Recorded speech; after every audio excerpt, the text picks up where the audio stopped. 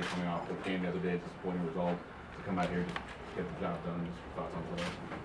Well, you know, going into my voice is good. I apologize. Going into today, I was very, very nervous, and most of that had to do with Radford.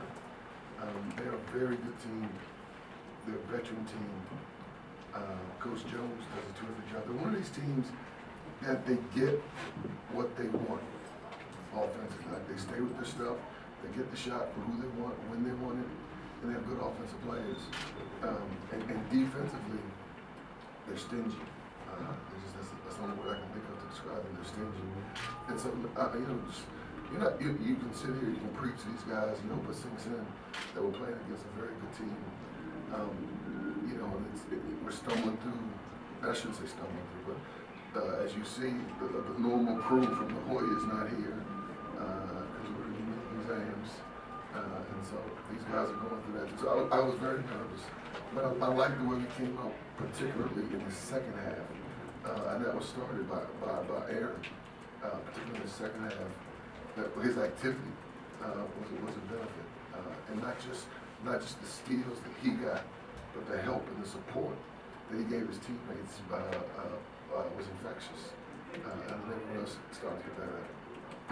This was the first time in a couple of games, maybe the season, that you've really been able to work against full court pressure as much as you did. How do you think you guys responded?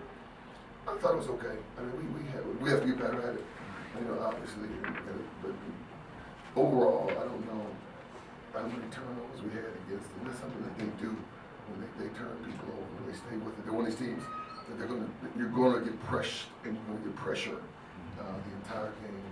And so I think that was one of the problems. Well, I shouldn't say problem. The first half was so sloppy because I think we caved in too much instead of staying with our sets to get to easy shots in the second half. I thought the guys did a good job of sharing the game, and that was starting with this guy to my right. Sharing the game with each other, and we got easier shots in the second half. What? You guys gave up 5 points in less than 9 minutes of the first half. Just kind of talk about the effort on the defensive end and close out that half and finish up the game from there. Well, I think it's a maturation process to learn and to understand that if we have a bad offensive possession, that can't turn into a bad defensive possession. And if we have a bad defensive possession, that can't turn into a bad offensive possession. And I think that at the end of the first half, in as much as the offense was sputtering, I think we kind of locked in and were able to get shots. And they're one of the teams, they have multiple people that can make threes and multiple people that can penetrate.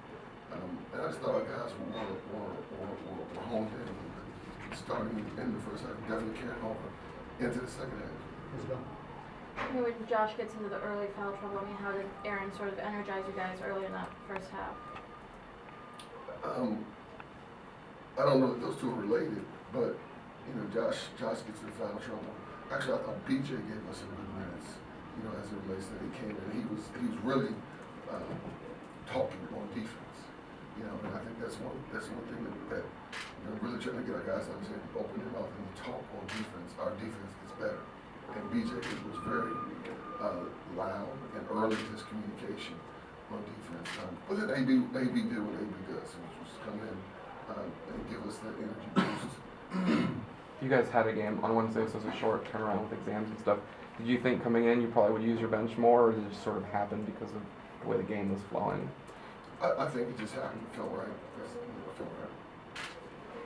John, we talked, or at least I've asked you earlier in the year about Aaron's minutes and how they fluctuated at times. What changed for you from not using much against Kansas to inserting in this one pretty early and using it around?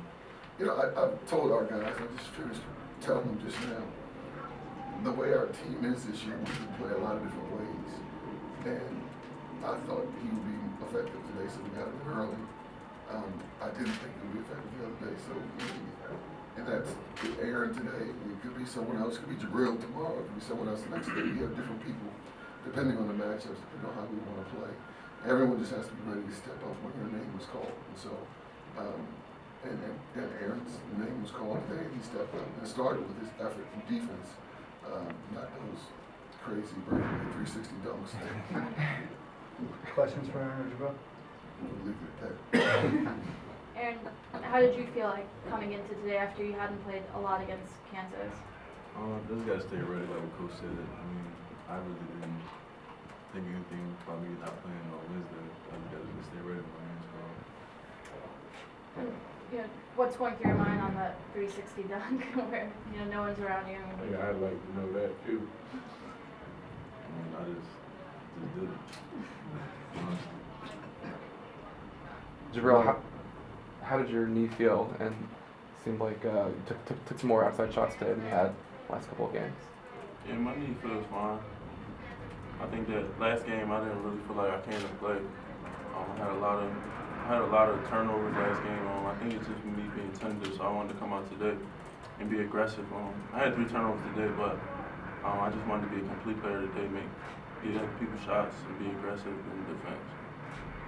For the players, Let me jump into part of your question. He was open today, and so it's not a question of, we don't just want him chucking up shots. He's not up on his bad shots. The shots he took today, he was open, he was set. He took the kind of shots that he should take. So, you know, if people want to play him hard, don't give him a shot. We don't need him to force shots. He didn't force anything today. I'm sorry.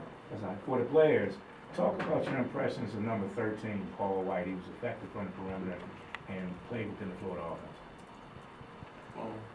Well, I think Paul, he has a complete game. Especially at his size, he can handle the ball well.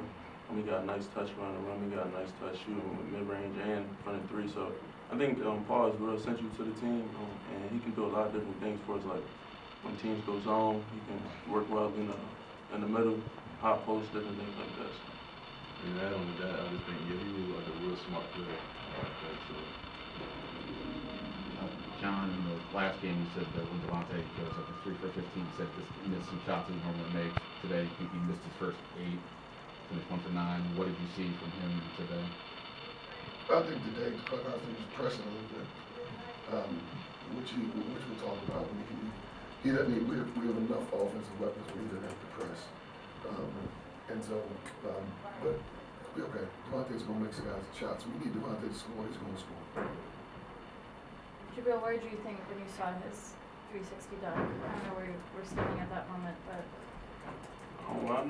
I know AB got bounced, so I know he get fast breaks. He usually gonna put it down, so it wasn't.